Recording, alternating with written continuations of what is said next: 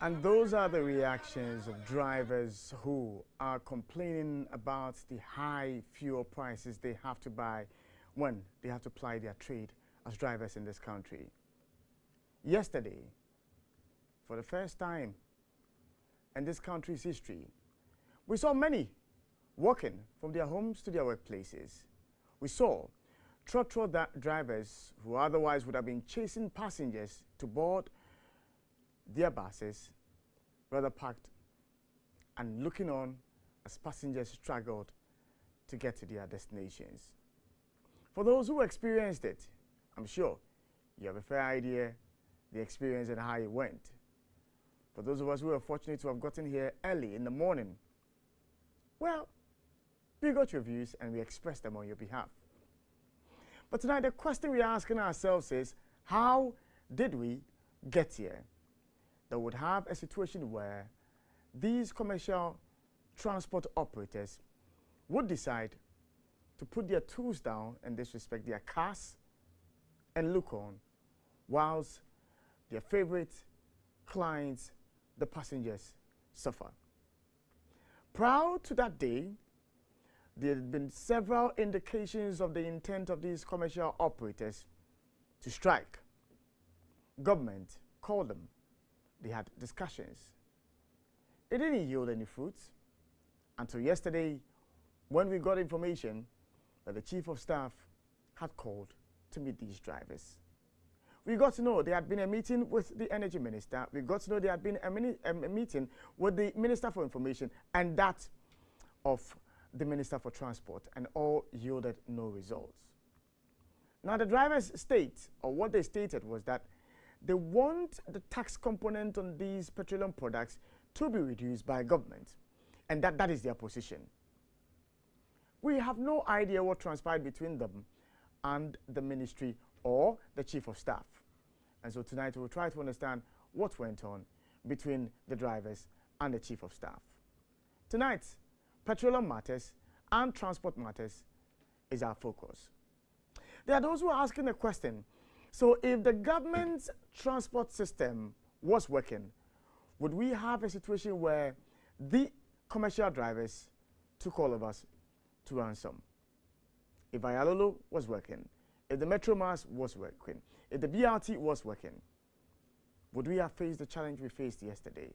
To the extent the Ghana police had to intervene, the IGP sent some buses to the rescue of many passengers who were stranded. Tonight, that's our focus on Fact Sheet. My name is Samuel Ishen, and I welcome you to the conversation. We'll take a short breather. When we come back, my guests are here, and we'll set the ball rolling. Do stay with us.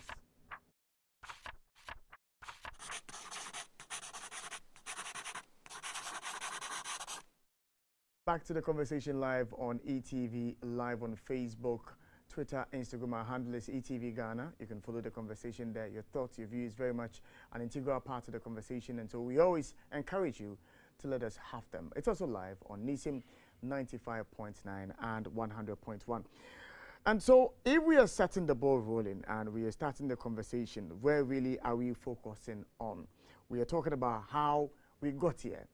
The reactions from government, whether we could have avoided the situation we experienced yesterday. That's our focus tonight on Fact Sheet. I'm here with Mr. Benjamin Insia, who is head of research for COPEC, and then Mr. Samoa, who is a national communications team member of the GPR2. Mr. Samoa, good evening, Mr. Insia. Good evening. Good evening, sir. It's good to have you in the studio. Thank you. Thank you. Well, let me start with you, Mr. Samoa, because you guys are the center of this whole conversation. You took a decision to put your tools down in this regard, your buses not to run. That's right. What informed that decision? Thank you very much. Let me say good evening to all your viewers out there.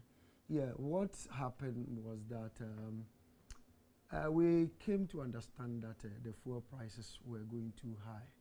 So per our investigations got to know that there are some taxes that we think the government should scrap from the petroleum product.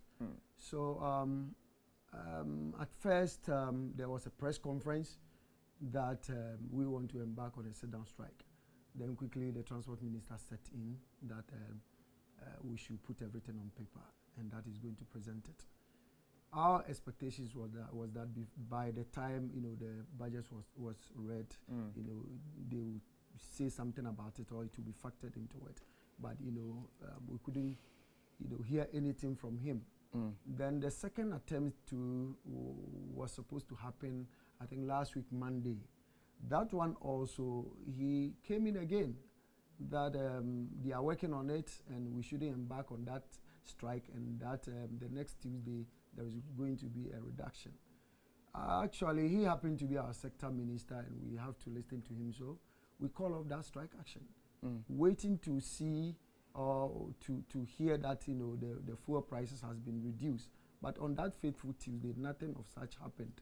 So that made us, the coalition met quickly the following Thursday, and the decision was taken that we have to embark on a sit-down strike. That was yesterday, Monday.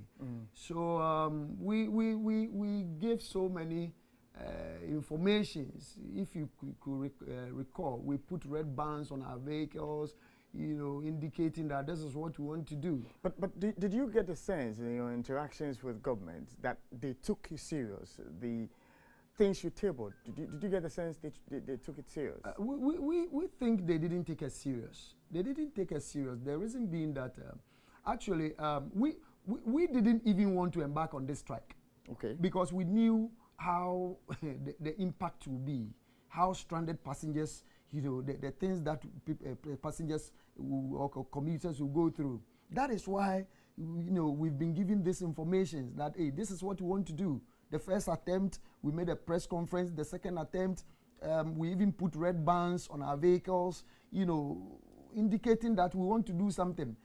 Someone who want to really kill somebody and you come out to say, I'll kill you, I'll kill you. The person will just be alert. All these things, we're doing this for them to come out and do something about it. So we think they didn't take the whole thing serious. They didn't take it serious at all. The demands you were making, which has to do with the taxes, when you consider the price build-up, there are so many of them here. Yeah. I don't know what specifically you were looking at when you were asking for government to remove some of these taxes and levies on the product. Because I'm looking at the energy debt recovery levy, I'm looking at the road fund levy, I'm looking at the energy fund levy, the price stabilization and recovery levy, which we're told some time back that government was going to remove that for 2 months. As to whether it's in motion or it's not in motion, I can't really tell, because it was supposed to have gone to Parliament. Exactly. For the better part, I don't know whether it's gone there. And then also, the special petroleum tax is also there. The energy sector recovery levy tax is also there. The bus margin is also there. Exactly. Then there's the primary distribution margin also there. The marketers margin is there, and then the dealers operators margin is also there. Specifically, which of them did you consider possible for government to remove? We considered the price stabilization and recovery levy. We also considered the sanitation and pollution levy. We also spoke of bus margin. Then we also spoke of special petroleum tax. Yes, okay. I think those are the taxes that we pointed out that the government should scrap, on the petroleum product. But did it ever occur to you guys that this was an impossible ask, considering that we are now even recovering from the impact of COVID-19. Government seeks to raise revenue to embark on developmental projects, and this is where the money is coming from. Did you consider this was an impossible ask? Yes, we think those are not only the taxes on the petroleum product. I think, as you were mentioning, we mentioned many of them, and our investigations made us understood that like something like the energy debt recovery levy, is something that the debt was. I think if I stand for correction, way back, I think 2014, something. No, I think 2004. 2014. 2014, yes. I think 2014, yes. As to this time, those debts, they are telling us that those debts are still there. But our investigations made us understood that, those debts has already been paid, and we are still paying those taxes. Then we also considered this price stabilization and recovery levy. you know, I believe that the essence of introducing those levies was that, you know, we will pay those taxes, and at a point they will use it to cushion or to stabilize the petroleum product, the prices. When it's going too high. Yes, we've been paying it, but still, you know, the thing is not being stabilized. So you were expecting that the money generated or accumulated from the payment of these, for instance, stabilization and all, would have been used to offset so that we wouldn't have the usual jump in the prices of the product. That is correct. That is our expectation. So we've came to understand that you know, it was not using for the right purpose. So that is why we were saying that if this money, you know, is supposed to do this, and we are paying because of this, and you are not using it for the right purpose, then why are we supposed to pay again? All right. Ben, let me pick your thoughts. Did you envisage it would get to the point where we got to yesterday? I think I did. I was part of the coalition. COPEC was part of the coalition at the beginning. I think first we met at TUC building. We wrote a petition, like a statement earlier. The government representative asked us to write a petition to them because they were the sector minister wanted to know why we had that press statement or press conference. We submitted a petition to the sector minister. No response, nothing was done about it. So I knew it would get here. But you see, sometimes we need to understand commercial transport operators and then also appreciate data carefully. I think the challenge with us in taxation and levying petroleum products is because we've not understood or we've not studied the data around these commercial transport operations. Sammy, if let's just look at the maths. You work as a commercial transport operator. The prices of petroleum products have hiked from January to first window of maybe or last window of November by 39%. Now, when prices hike by 39% or surge by 39%, it also means that your cost of operations or cost of production, because the fuel is your input, right? Cost of production will also surge, right? So if cost of production is surging, that is one point. Now, apart from cost of production surging, we've also realized that inflation is also on the increase. It's currently 11%. So at one point, your cost of production is surging, is increasing. At another point, your consumption, because inflation determines the price of food, generally the price of food. Inflation has also gone high. So you are losing from operating, and you are also losing from consumption, because the income, for example, if you were paid 300 a month, and inflation has said to maybe 11%, it means that the real wage, the basket of goods that 300 could buy cannot be able to afford it. So at the end of the day, these people are already in poverty. And the star shows that most commercial transport operators in Ghana are poor people. I'm not the one saying it. It's the government.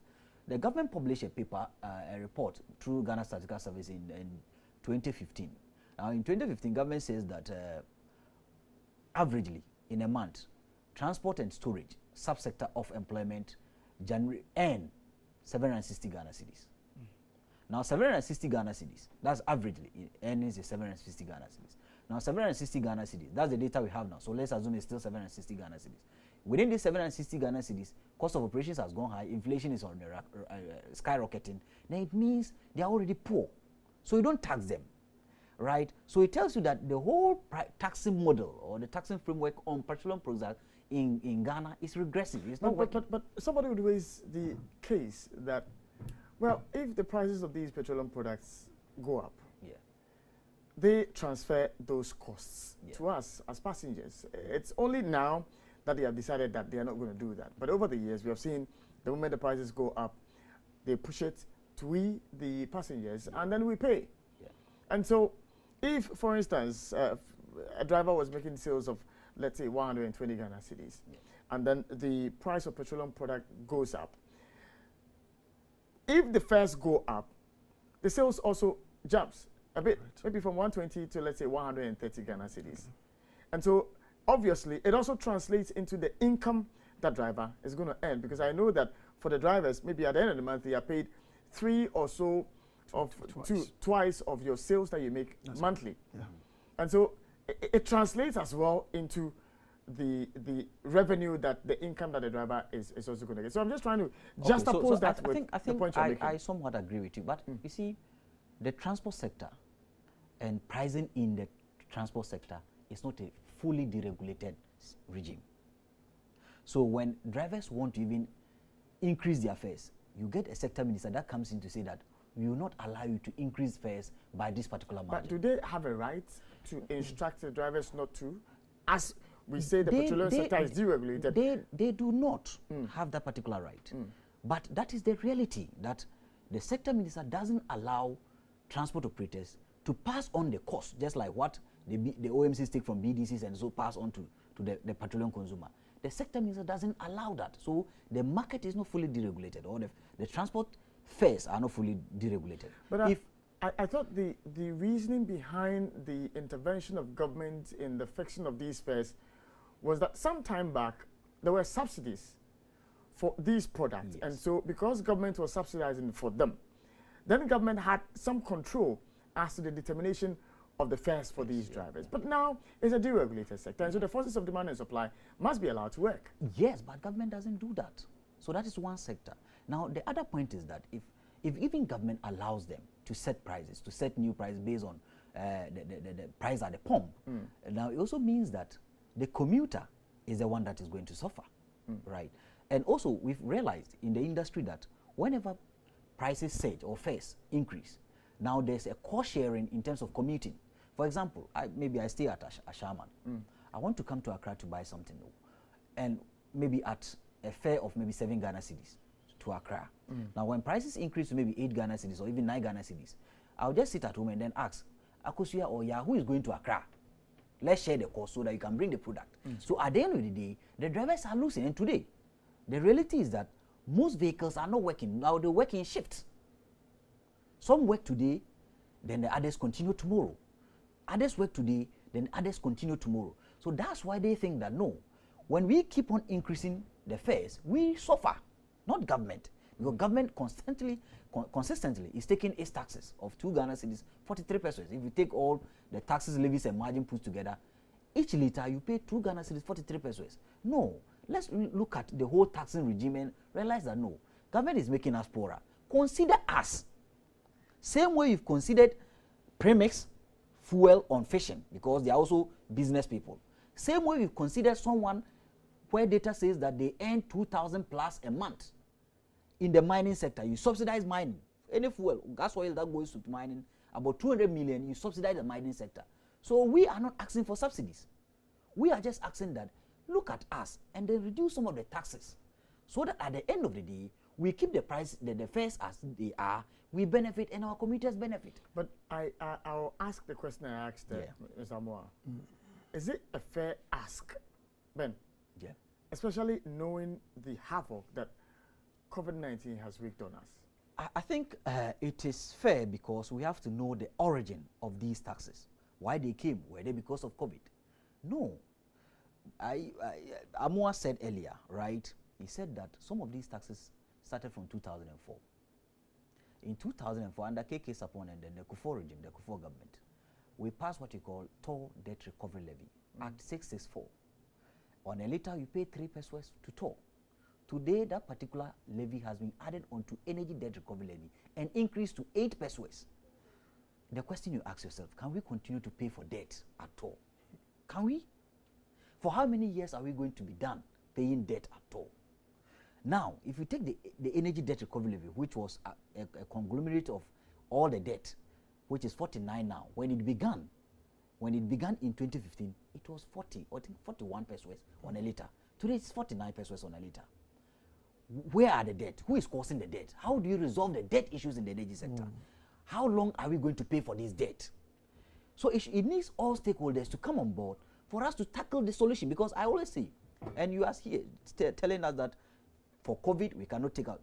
It is not because of COVID. It's because of certain debt people are accumulating every day, right? So we are paying for 49, something we were paying 41 pesos. We were thinking that in 5 years, we are done paying the debt. Now it has increased to 49. After that, you also pay for energy fund levy, which is 1 peso, to energy commission, to direct government policy in the energy sector. If actually Energy Commission were working, we shouldn't be having debt in the energy sector. Because that 1% goes to them to direct government, advise government on various energy policies that will benefit government and benefit the petroleum consumer. Yet we still have debt in the energy sector. Let me fish for information, because we are trying to understand the issues. Yes. But let's fast forward Okay. to today and tomorrow. All right, okay. As much as it costs a lot of us pain to watch family members walk Yeah. long distances, I want to find out, Mr. Moa, when you met with the Chief of Staff, what were the issues and what were the assurances that were given you? Yeah, thank you very much, Sammy.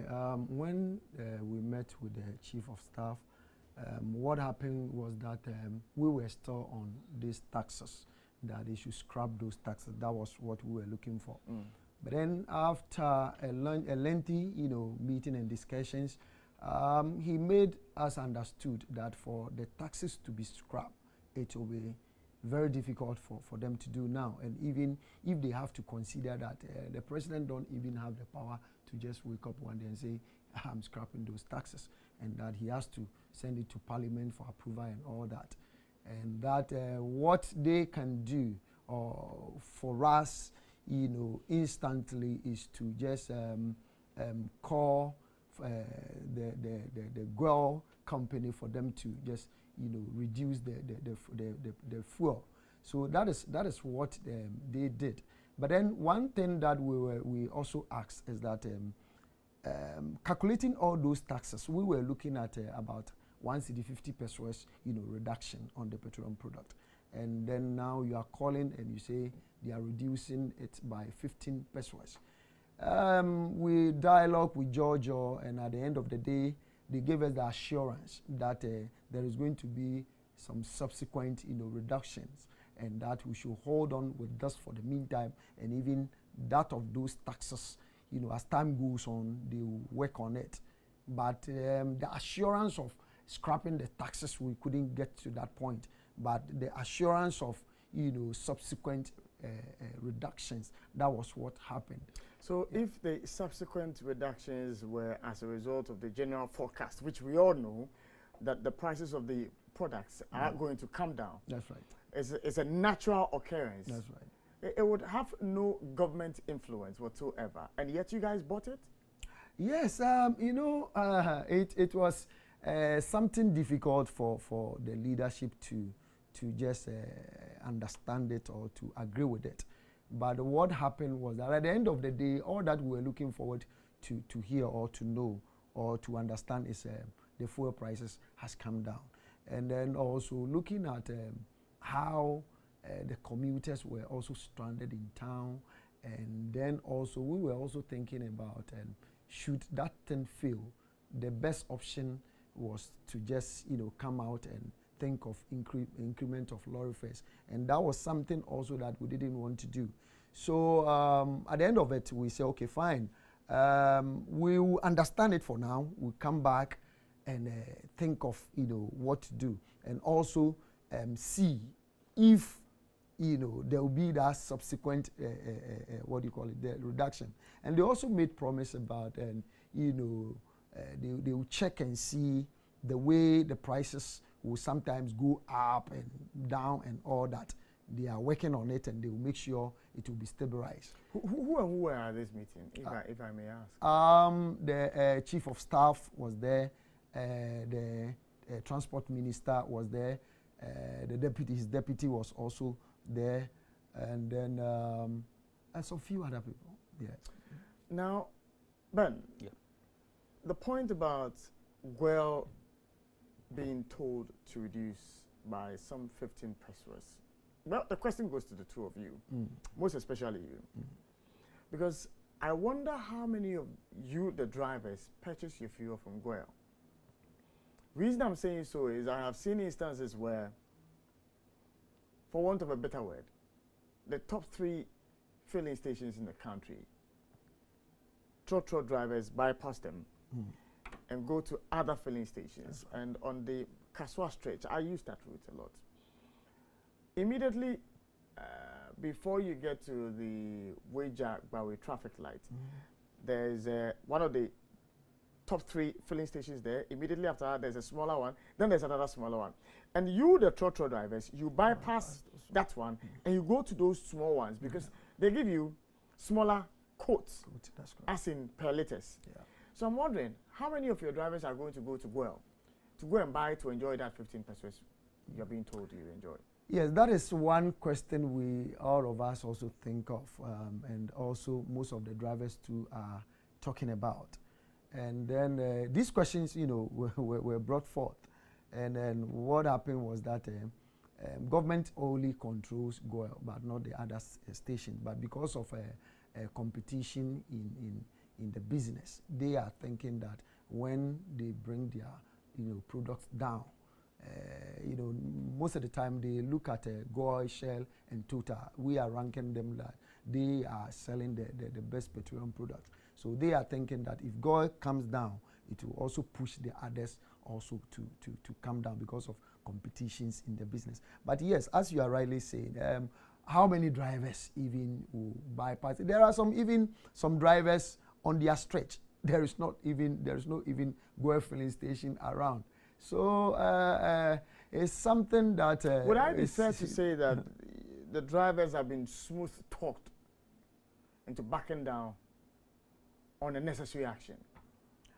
Yes, I would say somehow yes, because what happened actually wasn't our expectation. But as I rightly said, looking at the situations in town and looking at the tensions, looking at, you know, how stranded our commuters are. Yes, we knew that your passengers were going to be stranded. Yeah, we knew. You knew that it was going to create tension in town, and that was the effect you're looking for. Seriously, that is even more reason why we quickly, you know, call it off, because when that intervention came in, like it's something that the way we plan it. The way we plan it, like if that is what exactly we did, it will be something else.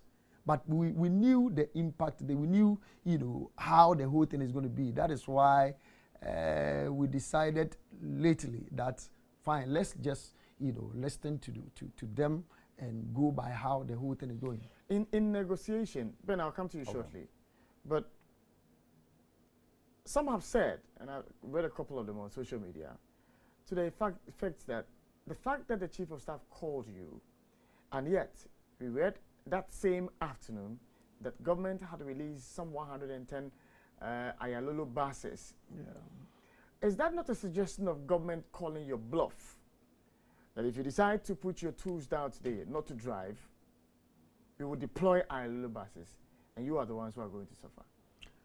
That is how we see it. But the question is, at the end of the day, can they do the work? At the end of the day, can they do the work? And you know, now go out there and see how, if the Ayalolos are being run well, you know, like we will not even see situations like this in town, all right? And then we are also stakeholders, and we are also doing the same businesses. We serve the country so well. So we are thinking that, like, yes, that shouldn't be, you know, what was supposed to happen. Because quickly, like the way we started and we were just, you know, giving the announcement of what we intend doing and all that, they should have listened to us and resolve our issues than to wait till the thing happened before you deploy buses to go and carry passengers. And the question is, how many days can they do it? And how many buses do they even have to convey all those commuters to their various places? And even those buses that they brought, were they able to do the work? Ben, 15 pesos. Okay. One station, Guel. Should that suffice? You see, Guel was set up to be a market stabilizer, right? And because if Guel sets its prices, most of the OMCs look at Guel and they also set their prices. So when the price of Guel is on the decline or the decrease, it also means that it may reflect in the market. Some of the OMCs will look at Guel and then set their prices below. However, if you look at the industry carefully, apart from the major three, right, Guel, Vivo Energy, and then Total, most of these OMCs are selling below even what currently Guel is selling. For example, the likes of Zen, the likes of Torrid, the likes of Goodness, most of these OMCs are selling below what even currently GOIL has quoted to be selling. So it tells you that they may not even fill it. They may not even decrease their prices. So at one point, it is the shareholders of GOIL, if actually the government instructed them to decrease by 15%, then it tells you that the shareholders of GOIL are those that are going to suffer, right? And who is going to pay for this this suffrage? And that is the question we all have to ask ourselves. Are we going to sit for in future? Government comes and says, oh, the 15%, we ask GOIL to take off the build-up or its build-up. The petroleum consumer will pay for it in future. No, I don't think so. So I think government should come out to tell us where it is going to get that particular 15% to pay to GOIL or the shareholders of GOIL at the end of the day. And the year is ending, and at the end of the day, they must prepare a profit and loss statement showing how much profit they've earned in that particular year, and how much dividends they are going to share to their various stakeholders, the shareholders. So government should come clear to us to tell us where they are going to get that particular 15% to pay in future, because it belongs to the state. And we don't want a situation whereby in the shortest future, government comes to tell us that these 15% has led to GOIL incurring additional debt. So we are going to put another particular tax on the build-up to offset this particular debt. We don't want that particular situation. So it is good that government comes out clear to tell us where they are going to get this particular 15% from to settle GOIL in the future. We will take a short break. When we come back, there's a point which has been made constantly since we started this conversation, which has to do with the fixing of the prices. Because if at the time it was around 5.9, some of these smaller OMCs were selling around 5.8, 5.69, 5.71, thereabouts. So I ask, that so-called deregulated sector, is it giving room for, you know, over-profiting of some of these OMCs?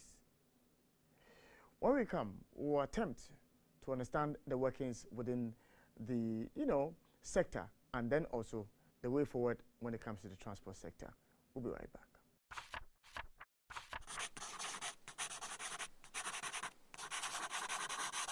And welcome back to Fact Sheets on eTV. My name is Samuel Ishen, and I'm here with my colleagues, Amwa and then Ben. We're trying to have an understanding of what happened last Monday when, you know, passengers were left to their fate. Some had to walk long distances to go to work. Others had to stay at home because the distances were far too long for them to walk. So I was asking, is there a chance that these OMCs are making too much profit? Is there a chance? It could be, but you see, we have to look at the conversation from their perspective, right? Not our perspective. And I would say that in the perspective of MPA, because if you look at the MPA Act 691, Section 2E, it tells us that the MPA protects the consumer and also protects the marketer in this particular downstream, right? So the reason why we have different prices at the pump is because of their margins, their overhead cost, and then expected profit.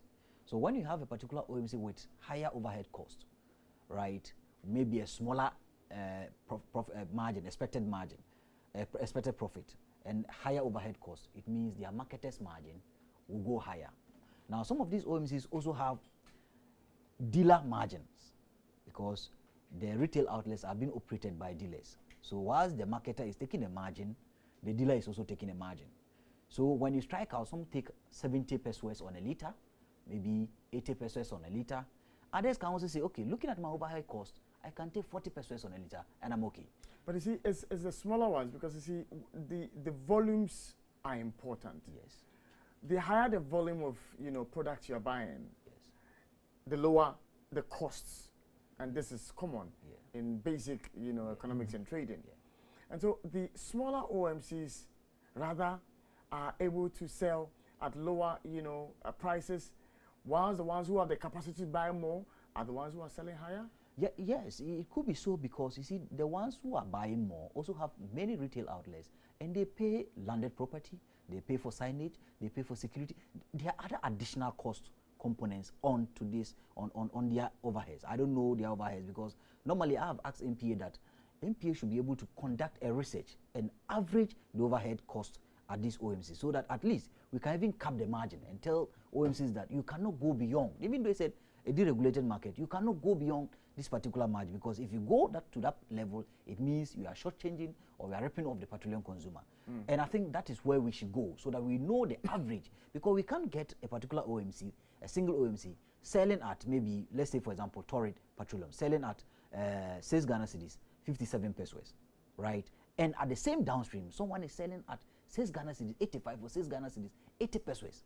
So it tells you that some of the margins are too much, right? So if we want to rationalize the margin, then we need a thorough research into this particular industry, know the average cost, per overhead cost per each particular OMC at a time, so that we can run it through and say that, okay, looking at the averages, don't go beyond this, so that at the end of the day, petroleum consumer will benefit. Because the reason why these days, normally people say, oh, the prices are higher because most of the most of the OMCs with the market share, the largest market share, the 3 OMCs, Guel, Total, and Vivo, they have a lot of retail outlets across the country. For example, Guel has 380 retail outlets.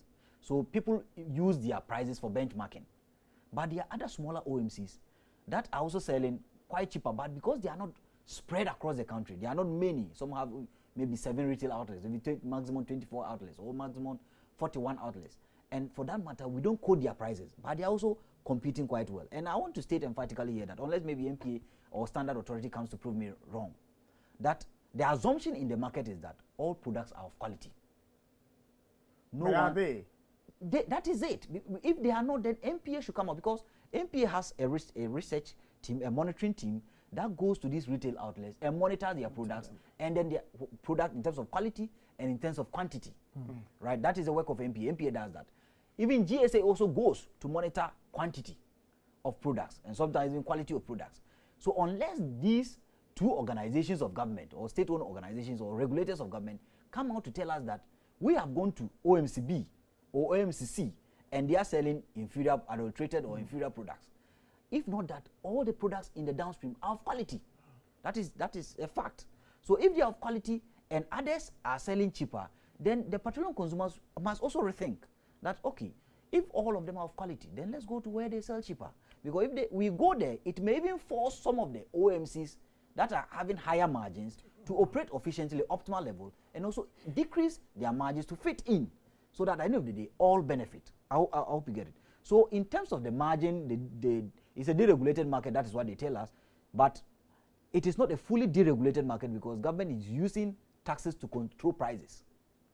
And the reason I say government is using taxes to control prices is that today, if prices are even zero, prices of petroleum products on the international market are zero, and OMCs are even allowed to put a 1 peso on as a margin, government is taking 2 cedis, 43 pesos. And government has controlled the price, right? So there should also be flexibility in terms of government setting taxes. And that is why we, COPEC, I think we gave a position paper to the Minister of Finance that we need a dual pricing model on the petroleum downstream. What are the measures? These are 2 measures. We are looking at the upstream revenue against cushioning the downstream. So when upstream, you are selling, GMPC, for example, this year, PIAC semi-annual report is saying that GMPC has realized almost $350 million compared to same period last year to $322 million. It means that we have additional revenue from the upstream. Now, if we've had additional revenue from the upstream, we can look at some of these taxes and say, okay, now let's reduce the rate or the percentage of them.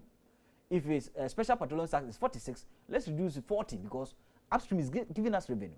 If energy jet recovery levy is giving us is 49 on a liter, let's reduce it to 40 because we are getting revenue from the upstream.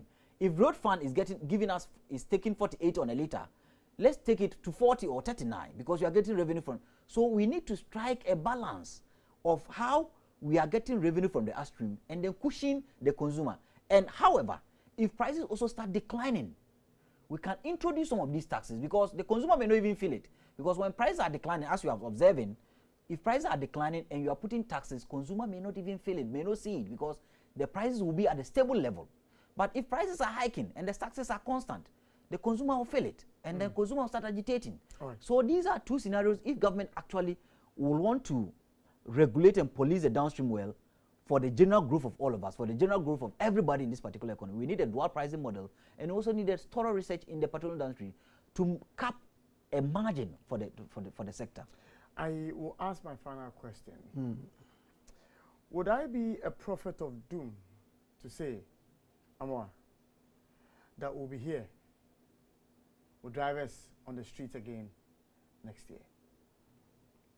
Yes, that is when we begin to experience some of these things again, because but has that is the anything changed at all? In the Come first again? place? Has anything changed? Yes, I would say a little bit, but that is not our fully expectation. Yes, I think if something of this nature keep happening, because the fuel is the major component that we are using to run the business. Yes, there are other components like the spare parts, the what do you call it, the oils and all other things. Those things are also some of the components, but the major one is the petroleum product. That's the fuel. So if it happens that such things happening again, in next year, I think we will hit the street again. So if we are here and then tomorrow the oil producing companies, countries decide that they are cutting down on production and export, which obviously will shoot the price, what would you do? When it happens like that and the prices go up, let me come back to these taxes again. That is where our focus will still be on the taxes. Okay. Then the second option will also be that that is going to be a glorified increment, and that is where the hardship is going to come. Yes, because when we buy it high, we are going to pass it to the commuters. And they also, all the time I used to say this. You see, like the market woman who comes to market to come and buy the food stuff, maybe to go and prepare banku or kenke. When he comes, after he buy those things, he comes to the station to board the vehicle. And when he pay a higher price, he will go and he will also go and increase it. And when I close from my work, I'll go and buy it at the higher. So at the end of the day, he will be suffering, I'll also be suffering. That is why this time around, our focus is not on increasing fare, because we've come to understand that whenever we increase the fare, the thing goes and it will hit back to us. Yeah. Well, time is fully exhausted, but I'll take some 30 seconds of wrap-up comments. My 30 seconds. One, government should wean itself from the issues of fares. It should be fully deregulated and government becomes the police, so that as prices are prices are plummeting, at least we can ask the transport operators to also decrease their fares. And when prices start hiking, then that would amount to interference. No, it's a regulation, because you see currently the OMCs or the BDCs, the MPA is just a regulator. When prices on the international market surge, you are supposed to base your pricing on a particular benchmark. When prices decrease, you are supposed to base your pricing on a particular benchmark. And that is why we also need in the transport sector, so that when prices are decreasing, it will be reflective on the fares, because you are just a police. But there's a formula that when prices are decreasing, fares must also decrease by this particular percentage. That is one. And two, for us all to benefit in the long run, I think that government must begin to make its sector agencies, especially agencies in the energy sector, efficient. Because if agencies in the energy sector or state-owned enterprises within the energy sector are efficient, most of them are efficient, it means they will not be debt. And if they are not debt, we will not be putting certain taxes on the petroleum product to offset some of these debts. And I think all these things will help all of us, and then become free of taxes in the petroleum downstream.